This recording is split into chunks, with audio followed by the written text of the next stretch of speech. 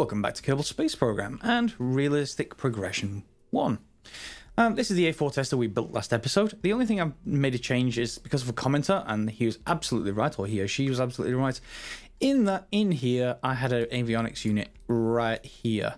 But I already have an avionics unit at the top. You can put multiple, so you can, have one that controls just the weight of this stage, and then when this drops off, this one up here will be a lower weight category. But for the moment, I've just removed it entirely. If you pop down here, you can see in the avionics tab, it supports 13.7 tons and the vessel is 12.8. So we don't need to worry about that. It's got enough. Other than that, this rocket is fine. I did rename it back to A4 tester because obviously we didn't use the RD102 just yet, but we will be probably doing this episode. So let's head out and fly this thing. I don't want to show you the full slides of all the contracts not the contracts, the science we're going to be doing, but I did want to show you at least one just so that you get the idea. So last episode we did get one of the science, well, we did spend some science, so we will have one upgrade, so we may as well just add that to the VAB. Get even faster rockets, just keep on adding them to the VAB until we get to a comfortable time for actually manufacturing each of these. We're also going to go and upgrade the launch pad, but that's not happened. If you right click, you see it still says that upgrade is there. That's because it's in the tech and it's going to take 239 days. So at our current speed, that's something like 6 rockets for our A4 before this is able to take up to 60 tons, which is the next upgrade. So it allows for 30-meter long vessels or high vessels. Well, in fact, 17 meters? Is that the width of the vessel? Must be. Anyway, the main thing is actually the vessel weight, 60 tons. So that will be upgraded in around 240 days. Off to the launch pad. Okay, so on the launch pad, there's a couple of quick changes. Well, one quick change I should have mentioned in the VAB that I did as well is change the pitch and the yaw percentage on the fins to 0. i.e. the only thing the fins can control is roll. The A4 engine has vectoring, so it can control pitch and yaw itself. Now, if you're using MechJeb, that is going to help.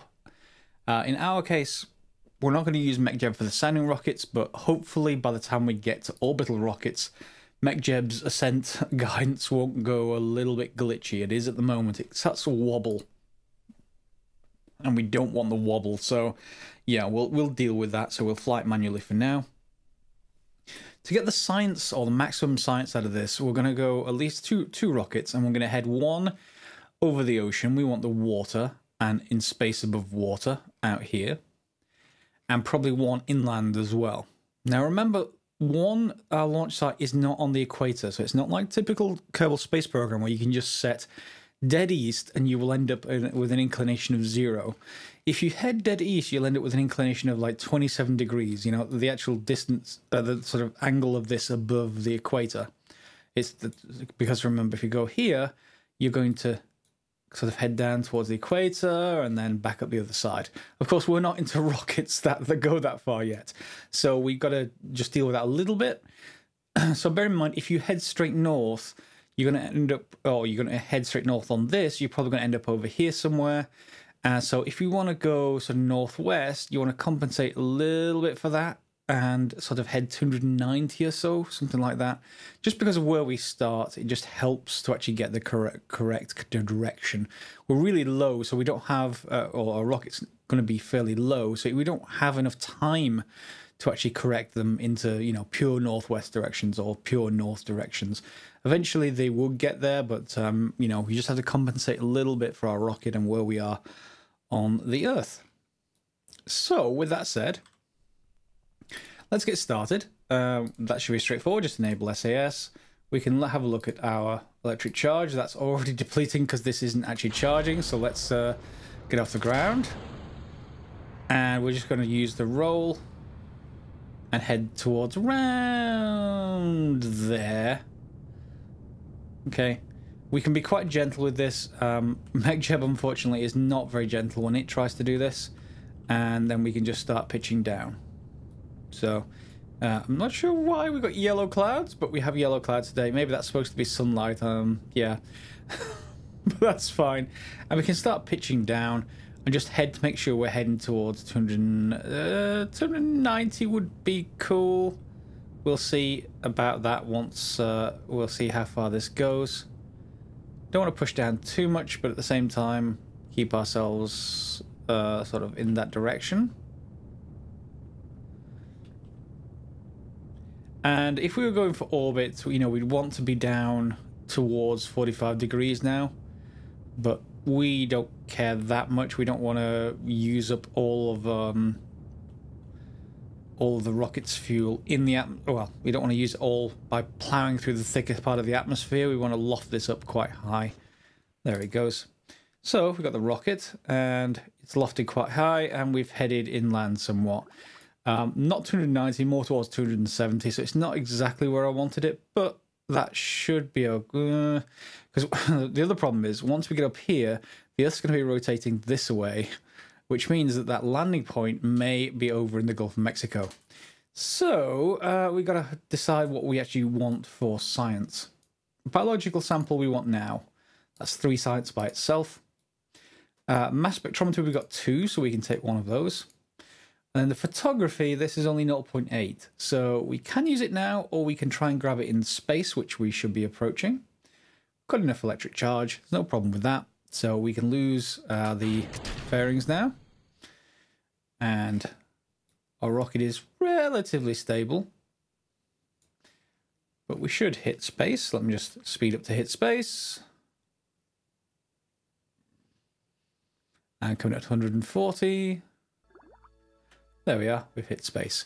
Now I do have the persistent rotation mod on, so as I increase the time in Kerbal Space Program, the vanilla game, you would end up with a situation that would stop the rotation. But that's not the case here. And that's going to be very, very handy when it comes to orbital stuff. Or at least early orbital stuff, before we have control systems. So we're going to control what to do now, and all we need to do really is make sure that we detach and arm the parachute. And at this point, well, this is dead to us now. There's nothing we can do. So let's just shut down the SS. There's nothing we can do with it anyway. And we should start heading back down towards the ground. Now, hopefully, because all the weight's at the bottom of this, we should end up with a situation whereby this avionics ends up at the bottom. You'll see it starts oscillating around our retrograde, or hopefully should oscillate around our retrograde. Once we get close enough to the atmosphere, it should anyway. Let's see. Let's increase speed a little bit. Are you going to oscillate, or are you going to prove me wrong? Oh, there it is. Okay, so it's heading back towards its retrograde. This is ending up down, and that should recover. Yep, there it is. So it's going to tip from side to side, but end up with the avionics core down, which is just fine. And I guess we can get some telemetry as well. We can keep it. And yes, it does look like, indeed, we're going to end up in the Gulf of Mexico. Which is fine, because remember, our parachutes are set to deploy at 1500 and 800. If we were going anywhere else other than Florida, by the way, you definitely want to increase those, especially if you're going to land near a mountain. Otherwise, your parachute would never deploy. It's altitude above sea level. And of course, we are very often around sea level at the moment, so that is cool. So this will work fine. I won't leave this on camera because it'll take a while once the parachute deploys. So I'll see you back at the base once I've grabbed a few more science bits and pieces or from various flights, and we'll talk about which nodes we're going to unlock and what rocket we go to next. And as you can see, this is the second rocket. We are heading straight north, but because of the way the Earth is rotating, our path is not going straight north. It is correcting itself, so it will do eventually, but just something to keep in mind as you're actually launching. And there we go. So that's an APO of 183. And we should get into Earth's waters fairly soon, I would have hoped. At least I really hope. I mean, that shouldn't be a shore in any case. Let's head up a little bit more. Hopefully we'll get into that new biome. And we can lose the fairings.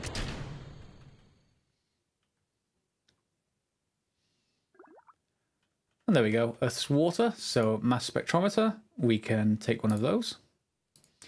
and we should end up in space as well. So let's just accelerate up towards space, not covering too much of this in depth. There we go. So we can get another couple of science, and we may get some telemetry on the way down. I think we may already have that. So let's just detach the parachutes, and that's pretty much it. You'll notice I moved the avionics in the second rocket above here. There was some weird issue. A patch that is clearly in the Gulf of Mexico over there says water, you land on a hard surface, and it actually destroyed my avionics, even though it was only going 4 meters per second, which is quite low speed. So I just moved this up a little bit. Hopefully its central gravity is still low enough that that should balance. If not, then, you know, we'll look at another solution. We can put a sacrificial part there or something like that, a crumple zone to absorb any impact if we wanted to. All right, see you in the R&D. And I was going to go straight to the R&D, but I thought this was just amusing enough to show you, yep, moving that avionics ring up has definitely changed things. We are now nose down. That should change as soon as the parachutes deploy, of course, and we're not going fast enough for any parts to burn up. But, yeah, unfortunately, yeah, there we go. So, yeah, unfortunately, that's not too great. But, yeah, we'll survive nonetheless. Alright, so here we are in R&D with 17.5 science points. We have to go through one of these two nodes, or both of these nodes at some point. You'll see I can't spend this on anything else, even that, well, that's 19, but we can't go through that one. That's orbital rocketry. We have to go through this one first, the material science and the satellite era electronics research. So let's look at the electronics research.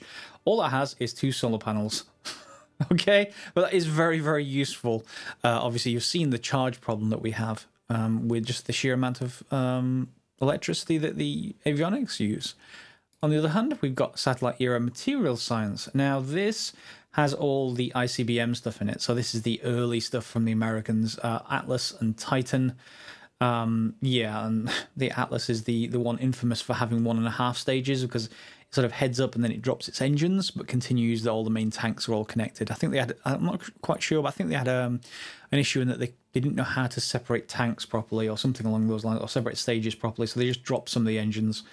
Obviously, as it goes up, it gains greater thrust-to-weight ratio, and dropping the engines, you know, as soon as you have that thrust-to-weight ratio high enough, you save some weight, so it becomes pretty good.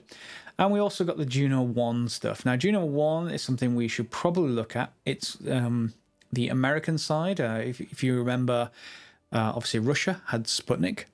The Americans had Juno 1 with Explorer on the top. So those were both the countries' first satellites. We could look at both of them. So the Juno 1 was a Jupiter-C Redstone, essentially, engine and tank with a whole bunch of sergeants on the top. And we can look at those. It looks a little bit crazy to us now, and we can't exactly simulate it in the Kerbal Space Program, because what they did was, remember our early rockets, we spin stabilized them? Well, in the case of Juno 1, on the launch pad, they started the payload, the sergeants that were all little tiny rocket boosters. They started them spinning on the launch pad so that they had a gyroscope. They weren't quite sure how to sort of guide things properly in midair. So they started it spinning inside the, I think it was inside the fairing, I assume. In fact, it didn't even have a full fairing. It was just like a tub, I think they referred to it as. So yeah, they started that spinning, and of course that enabled them to get a satellite into orbit. Explorer 1 was a very much an early, very much like a missile looking thing. I'm not sure if it's in here or whether it'll be in one of the probe areas. That's a good thing I need to look for. Sputnik will definitely be down here somewhere. Yeah, that looks remarkably like Sputnik. It just doesn't have stuff attached to it. Okay, so there's the Explorer 1. So you'll see it looks like a bullet or a sort of the top end of a missile, a warhead. But behind that will be a single rocket booster, which will make the whole thing look like a modern missile. And then below that will be more boosters. So we will get to those. And the Pioneer 1, of course, we'll come to as well. And that's a different version of the Explorer 1, just a slightly different model of the same thing. But one's from FASA, one is from Blue Dog. So yeah, We've got those to look forward to. But we've got to choose in the meantime, and got to choose between satellite era electronics research. I'd really like solar panels, but I don't think we're at the stage where we can really gain much use from them because we're still suborbital. So instead, maybe we should put this first. Now this has a bunch of parts in it. Let's see what we got. So we've got some radial attachment points. We can unlock the balloon type. We have to pressurize that. Some couplers. Okay, radial decouplers. Rockomax brand decouplers. Yeah, and then Atlas.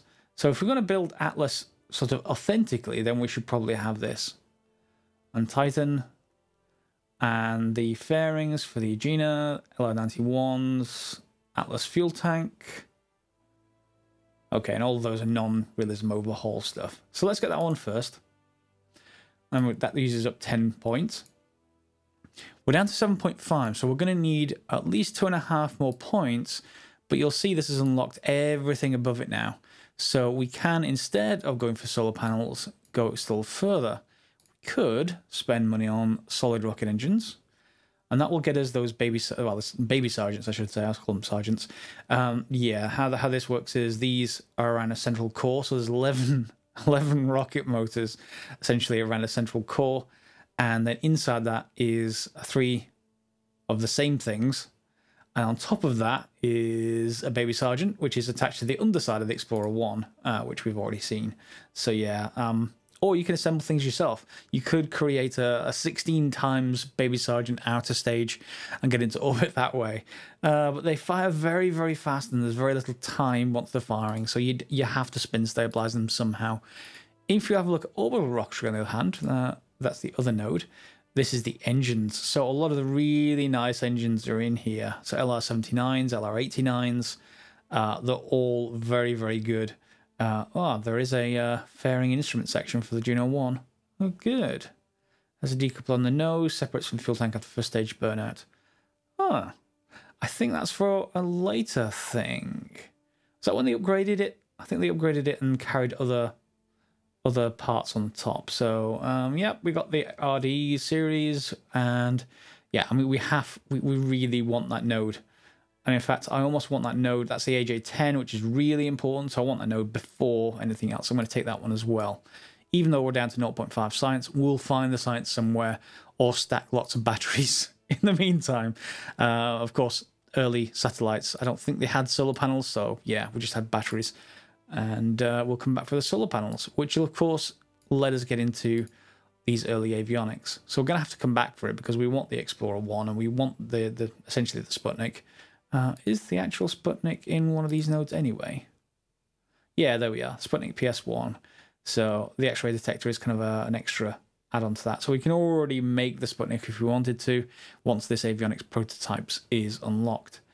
Enable avionics and some more batteries. Cool. So what do we have then? We have a situation where the technology is upgrading once it stops freezing. Yep, there we go. So we've got the launch pad. We've still got 172 days, even though we've flown two rockets in the meantime. And then we've got this whole bunch of other stuff. So basic rocketry is the next one to unlock in 44 days. So let's take a look at basic rocketry. That'll probably be one of these, I imagine. There it is. What do we get in 44 days? Okay, that's more for the Juno. Okay, helium RCS, now nitrous oxide RCS, and the AJ10 upgrade to the Araby. Okay. The RD103, both of those will be very, very good. And helium configuration for the RCS. Okay. So let's briefly look at the RCS. I think it's worthwhile taking a quick look. I haven't purchased them up to now. If you're going to build a rocket to be quite realistic and you want to have attitude control in space, meaning you want to change the way the rocket is pointing, you're going to want RCS. And you can sort of cheat it in just by adding a tank, just like one of the tanks that are on the rocket, you know, the part of the main stack, like this tank, and just have a smaller one of that and just stack it above it. If you want that simple option, go ahead. What tends to, let me just actually save this as something else. Tester temporary. Yeah. make sure I don't edit anything. What tends to happen is that instead, if you want to build it more realistic, what you want to do is put your rocket engine in, wherever it is, and we'll figure that out. And then you're going to want to have your RCS tanks somewhere down here. I mean, with the A4, there's not really a lot of room because it's sort of the same kind of size.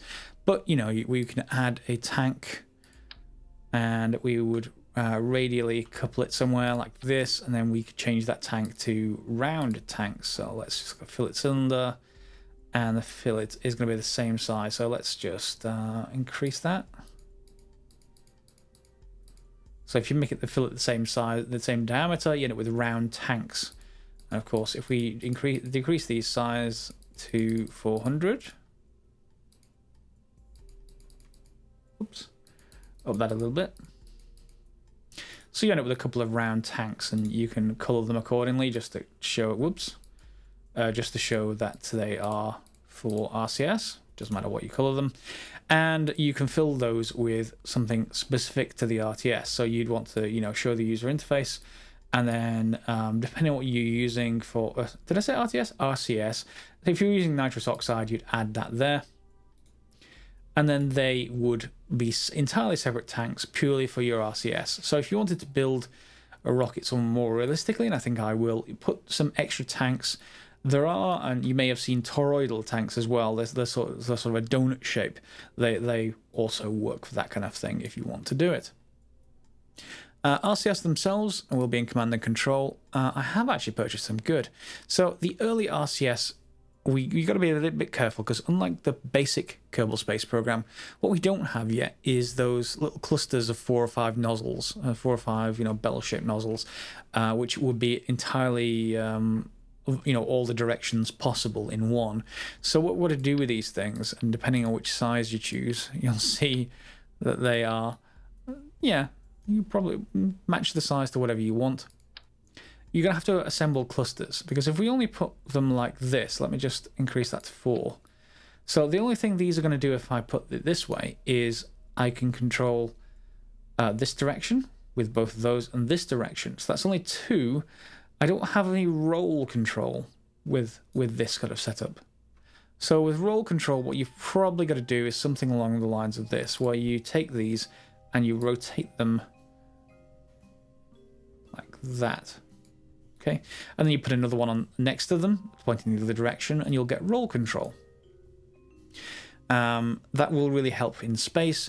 And then, of course, you've not only got to deal with the roll control and the directional control, but you've also got to deal with ullage. Now, we haven't actually needed to worry about it just yet, because all we've done on the rocket so far is... in fact, let me explain what ullage is. When you have a rocket in free fall, as if you were falling towards the surface of the Earth, for example, it's not going to have all of its propellant at the bottom of the tank, and the bottom of the tank is where it feeds from. So if you imagine that fuel floating around inside the tank, it needs to be at the bottom to then be forced into the combustion chamber, or pulled into the combustion chamber, depending on what they've got going. And if you don't have that, then the rocket's not going to fire. You end up with that vapor in fuel lines kind of situation. We've solved that just by starting the next engine before the previous one burnt out. So it's always been under acceleration. However, when you have coast phases where you separate things and you want your rocket to keep on going and then start, you have to have ullage, or if you like, little sort of boost in acceleration forwards, so that all the propellant settles to the bottom, and then you can fire your next engine. And to start off with, you will either use RCS, and that's probably a later thing, because we're not going to use them initially, or you can use, if you want a coast phase, you can use something like this separation motors. You can attach them to the sides and reduce their thrust so they last a little bit longer, so they're not just poof. They're a slow acceleration, and then you can then fire your next phase, or your next stage. Okay, so just that's a brief description of ullage. I think it's time to go and build another rocket, don't you? So let's update our RD102 tester with a real 102 engine. So here it is. We can put it in place and that will work fine. We can replace our regular launch clamps with these ones. These have an advantage that they have a generator. They basically supply electricity, so we shouldn't end up with that situation if we're going to wait overnight where the charge is half run out. However, this looks a little bit bare and a little bit weird as it is, so I think we should probably make this look a little bit better. We can design a boat tail, and that is something we can get in here. There's a boat tail adapter and an interstage fairing adapter. I think both will actually do the job because they both have crossfeed. But, yeah, I don't think there's any real reason. Yeah, this one's got a decoupler. Although it says, remember to add a decoupler if you need one. Yeah, that's a little odd. Let's, what's the cost? This boat tail adapter is much, much less, and of course we can tool it. Now, you might be expecting, well, here's the structure, so that's meant to go on the rocket. So we're going to flip it upside down, because our boat tail needs to go downwards. However, if I do this and try to attach some fairings, doesn't like it. So what we're going to do is design it upside down, or either right way up and then flip it back around again. So, oops, not another adapter. We can then say we want these, and let's actually just change this to start off with to what our rocket is. So down to 1.65. There it is, and we'll match that with the top of this as well. 1.65. And then we've got to look at the height. So that's going to have to be something that we worry a little bit about. We can guess. But again, that's probably not the best way of doing it. So, you know, we're going to need another meter at least. So what can we actually do? Well, we can just flip this upside down. And we can attach the rocket to the bottom of it. So we can then say in here, enable a crossfeed. So we get the actual fuel. And now you can sort of configure this as you want. So we can increase the height. So we want it to probably around about, I don't know, there-ish. That seems fine to me. Of course, we're still not going to be able to attach the payload fairings. So instead, we're going to reduce the fairing nodes to 2. We can even get away with 1. We can detach the engine, pick this up, flip it upside down. And should I be able to do this? So if we then pick all that back up again, I want to grab all of it. So make sure I grab that, flip it upside down, and will I be able to get our rocket motor to actually... that's going to be a problem. Can I get inside there, maybe? No. That's not going to be too good. Let me just rearrange this and see if I can get it to stick.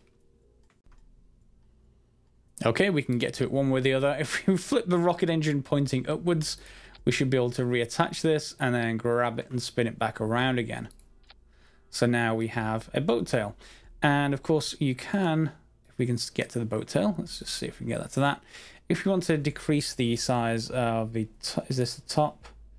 Yeah, so we can have that going inward a little bit. And of course, if you use non-conic cones here, you could have them be, you know, sort of rounded at the bottom, which is what you normally end up with. That's quite pretty, I think. We may have to tool those parts, but we'll see that in a second. And then, you know, we can have a look at what we can do with these. These are still the A4 fins, of course. We can design our own fins if we want to. But for now, these will do. Yeah, looks a little bit better. I'm almost tempted to put these at the bottom, but I just don't know how structurally sound they would be. I guess we can try. Let's just make sure I'm on 4-way symmetry. It won't like it too much. I'm probably going to have to move those down via this offset part. That looks a little bit better. I think we'll have to move them in a little bit though, because they don't look too great. So we're just going to deal with that. Can we translate them inwards a little bit? I sort of want to remove snapping off a little bit as well. So yeah, we'll see. Let's just move them in. That may do it. I think they're off center. They are. Let me adjust that and we'll come right back. There we go. I just put the coordinate space into local instead of absolute. So they'd be pointing inwards and then, you know, took snap off and just adjust them inwards a little bit. And then we can place these, hopefully. We have to place them on the body of the rocket, not the boat tail. So that should do. And let's just increase the snap so we get this to 45 degrees. So we're going to put them in one place and reduce the number of them. We're going to want 2, I think. And we have they're sort of clipping into our fins. That's not good. Yeah, so can we lower these a little bit more? What's the lowest they can fit on the rocket? Is that enough space? It really isn't. So I think what we're going to have to do is move those fins up a little bit, despite the fact we don't want to, but that I just need to see to make sure we have some space between them and the clamps. Hopefully that'll be enough. Yeah, there's space there. So yeah, the half on and not half off the boat tail, and it's okay. But that is quite a long rocket engine, so yeah, we've got to cope with it somehow.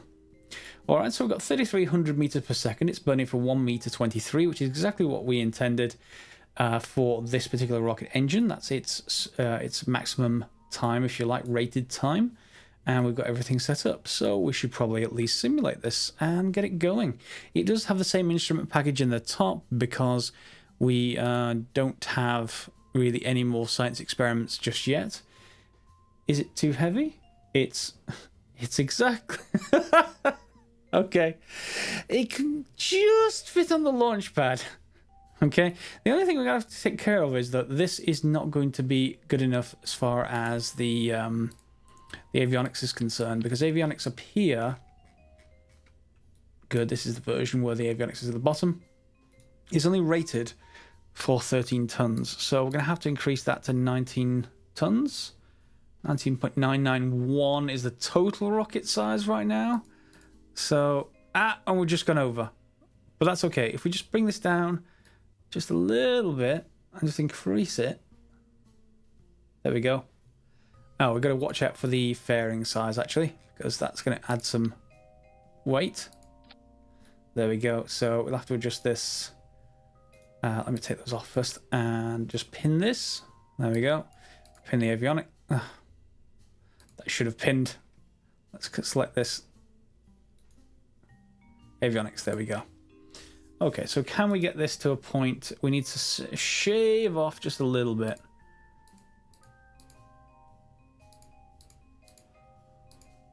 Quite a bit of the avionics. There we go. So somewhere between these two is what we can afford. There it is. So yeah, just watching the color of this. It's exactly 20 tons now. It's just under 3,000. So let's look at the tooling. And untooled parts is the interstage fairing. So that is these down here and the boat tail adapter. So we're going to want to tool both of those. And the interstage fairing, which is, if I can select it. If I could just select tool from in here. Let's tool a tank first of all, because that's easier. Tool a tank. Purchase tooling. So down to 2.2. That's the adapter. I'll do this off camera and I'll tool that, and then we'll go and simulate. Okay, here we are on the simulation launch pad. This single stage still with science experiments. So the idea is we're trying to get farther and farther away, gathering more science to unlock more and more of those nodes. So we're going to enable SES. As soon as I actually as soon as I detach, I should say. Let's just have a look up here.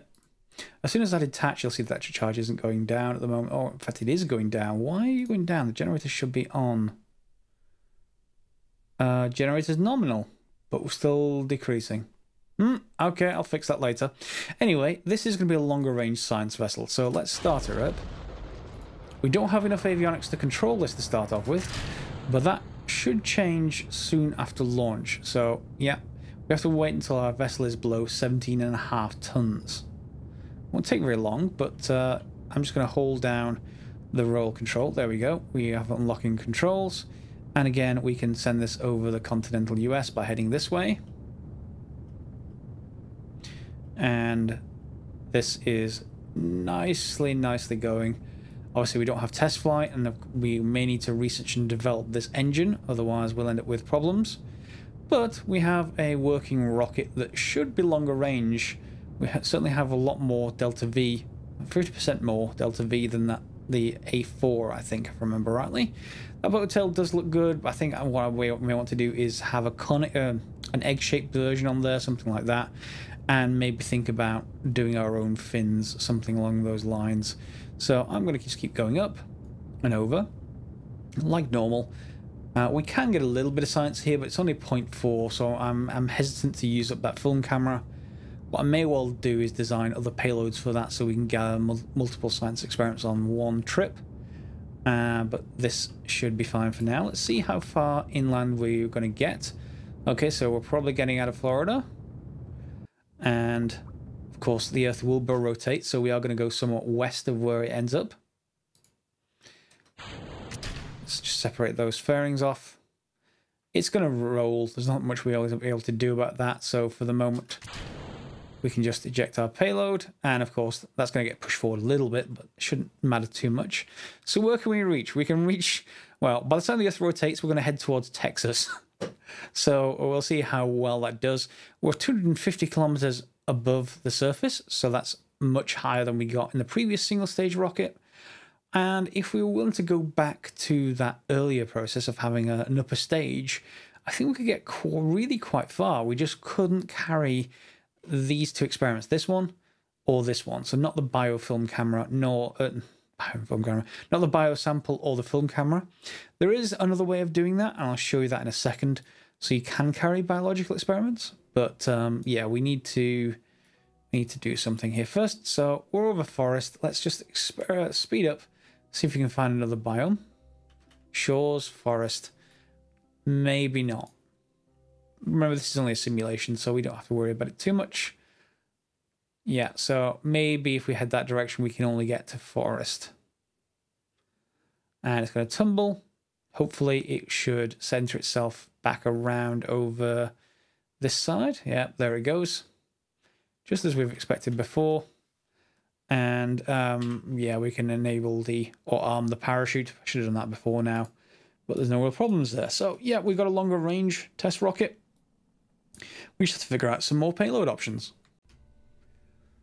Okay, so if I take off the existing payload entirely and take a look, the rocket as it is 19.7 tons.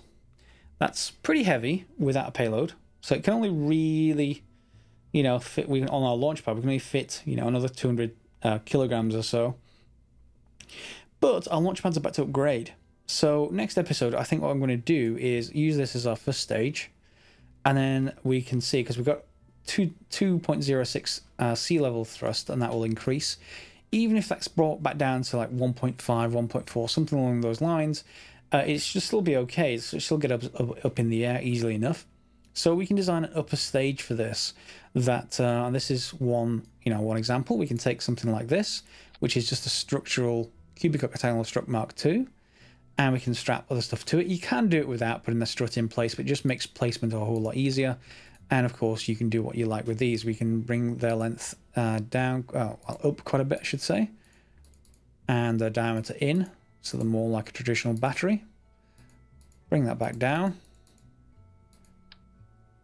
and attach to wherever we can. Really, doesn't much matter at the moment, but yeah, we can have that kind of situation, and then we'd figure out where to strap this to. What we may have to do is another strut or something along those lines, or rotate these. Whoops, that's adding more of them. Let's actually just get rid of those and get some new ones. Where are they? Here they are. Here we are. I need to turn snapping back on. Let's say 90 degrees. Yeah, so we can only choose that direction and something along those kind of lines, keeping everything quite low, low center of gravity, low center of mass, I should say. And we're essentially designing a little payload. Then we can, of course, move that up somewhere, or, you know, we can reduce this avionics, detach all the rest of this, and design an upper stage for that new rocket. I'll do that next episode, so we go back to two-stage rockets, and in the meantime, I'm going to use this RD102 tester to see if I can get into any different biomes in any different directions that I can head to. We've got about 3,000 delta V. To get into orbit, we're going to need over 9... No, I can't... We're going to need less than 10,000 delta V. I know what you're thinking. Yes, we're going to need 9.2 K delta V. There we go, something along those lines. Only about 7.8, I think, for the orbital speed, but the rest is going to have to force us through the atmosphere. So once we get that done, we'll then head into real suborbital stuff and try and get onto the other side of the world, across the Atlantic, or in fact, no, yeah, we will be going across the Atlantic towards, you know, Europe and Africa, that kind of thing, and see if we can get any more biomes over there, like desert. But that'll have to wait till the next episode. Hopefully you'll join me for that design of the next next stage on top here. And until then, thanks as always for watching.